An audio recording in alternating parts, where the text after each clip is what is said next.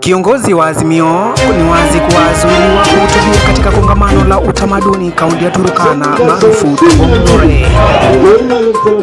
Raila asema kwamba alichokitazama leo kaunti ya Turkana hakijashuhudiwa kamwe. Gavana mtangulizi amesema kuwa leo alichokiona bado angali nikiwazia na kusema na kuna siku nyingine ya kukutana na wakazi wa kaunti ya Turkana. Seriously, what needs to be done.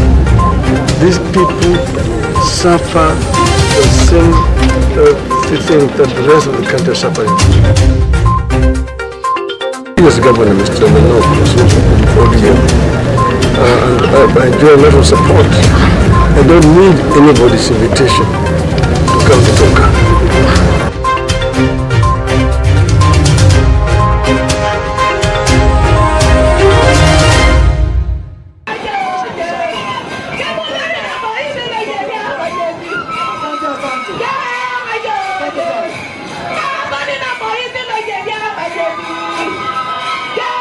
Kinara wa Azimio Raila Odinga leo hii azuiliwa kuhutubia katika kongamano la utamaduni kaunti ya Turkana. Leo ikiwa ni siku ya pili tangu hapo jana lilipofunguliwa wazi na rais wa taifa la Kenya William Ruto. Leo imekuwa ni siku ya pili na Raila aliweza kurejea asubuhi na mapema na akakataliwa kuhutubia. Ikigonga siku ya pili, aidha mwakilishaji wadi Lodwar Municipality Mama ni moja Rudhukuya amekuwa na haya kumpasha kinara wa Azimio.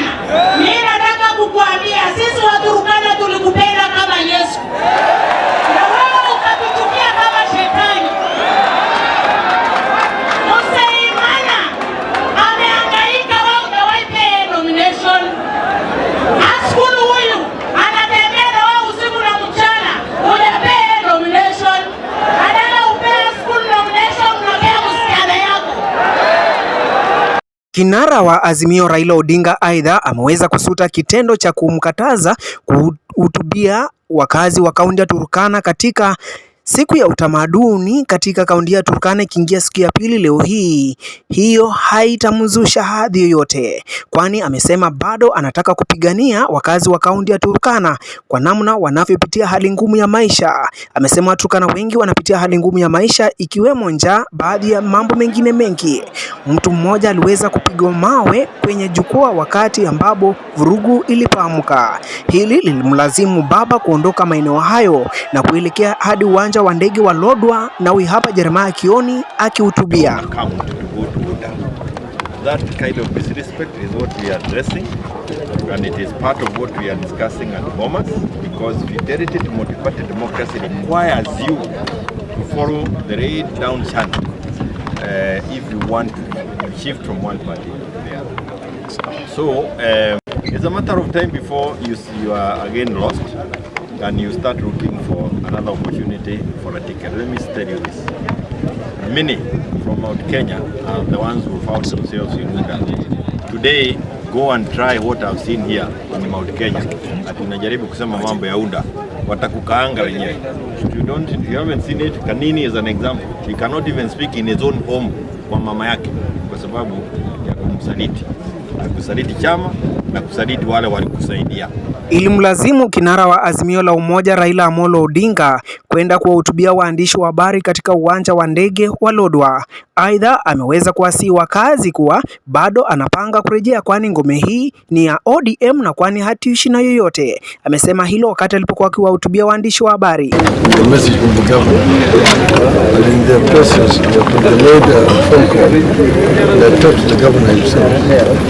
The governor actually advised me that he was under a lot of pressure and intimidation from the Kenya Council. They are threatening him with a suit over his papers.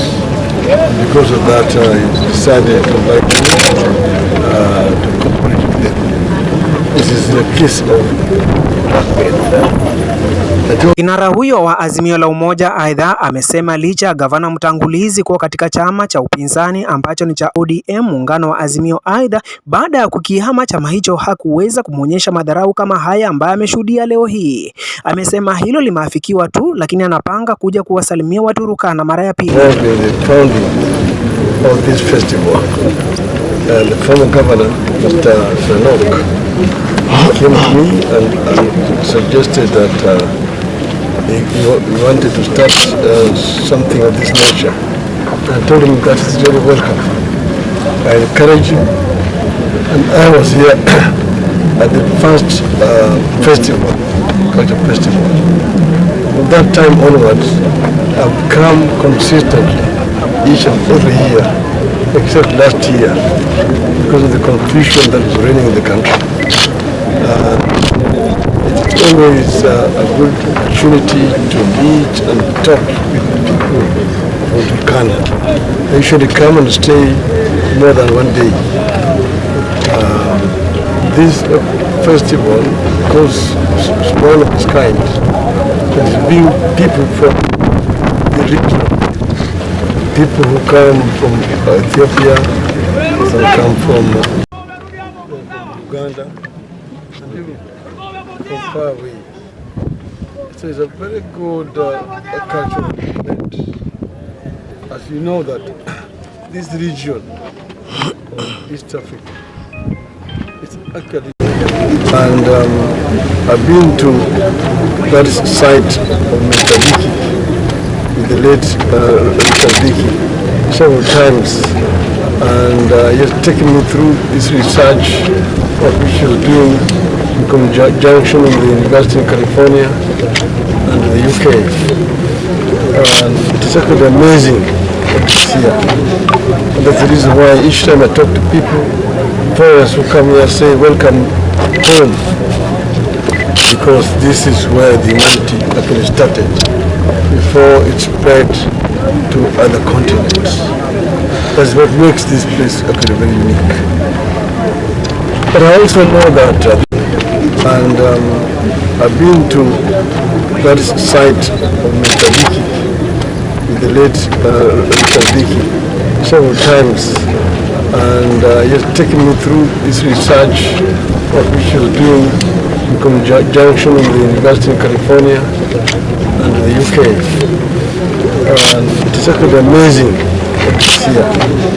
And that's the reason why each time I talk to people, foreigners who come here say, welcome home, because this is where the humanity actually started before it spread to other continents.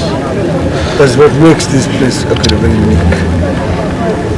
But I also know that economic neglect for a long time, in the colonial days, this used to be part of what used to be known as NFD, the Northern Frontier District. It's completely excluded from development. And the subsequent independent government continued that marginalization. Remember when I was the Prime Minister, I was the one who came up with a minister for arid lands and appointed Mr. Elmi to lead that ministry. That's when we started what we call affirmative action to deal with the areas which have been historically neglected. And then when devolution came, we came up with a revenue share, judiciary to favor these regions which were backward. There is also equalization fund which is provided for in that structure. Now, we had big plans as Azimio for this region, which we would have started implementing. So I know that Mr. Ruto was here yesterday, and as is his nature now, practice, he made all those empty promises for what they intend to do for this region. But I know that there's a big disconnect between the rhetoric and the reality as such. What I wanted to do here today is basically to tell these people that they need, okay, this region has voted for me and for ODM and Azimio overwhelmingly in the last general elections. We have 3 members of parliament from this region. We have some members of the county assembly. The governor himself is from ODM. Even the previous governor, Mr. Nano, was also from ODM. And I enjoy a lot of support. I don't need anybody's invitation to come to Turkana. Turkana is part of Kenya. I lead a political party, which is a Kenyan political party, and a coalition. So I don't need anybody's invitation to come here. And when I come and the people want me to talk, actually it is the height of stupidity to refuse me even an opportunity to greet the people. The governor, of course, was feigning that he was not aware, so he was very aware. And I know that he gave assurances to Mr. Ruto that he will not allow us to speak here today. That is the height of political intolerance and hypocrisy. But we are not deterred as Azimio.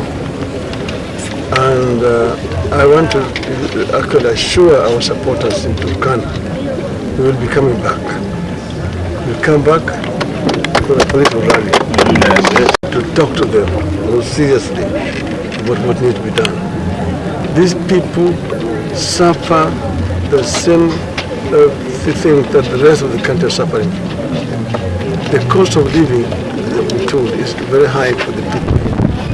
Most of them cannot make ends meet in an arid region like this one here. They need to do affirmative action. This is the area where the government should do subsidies so that people can really make ends meet. Some of them are not even able to take their children to school. The healthcare system itself is suffering seriously. And you know that this regime has no proper plans to improve healthcare. They are trying to centralize healthcare, to move it from the counties. I know that they just want to repeat the past.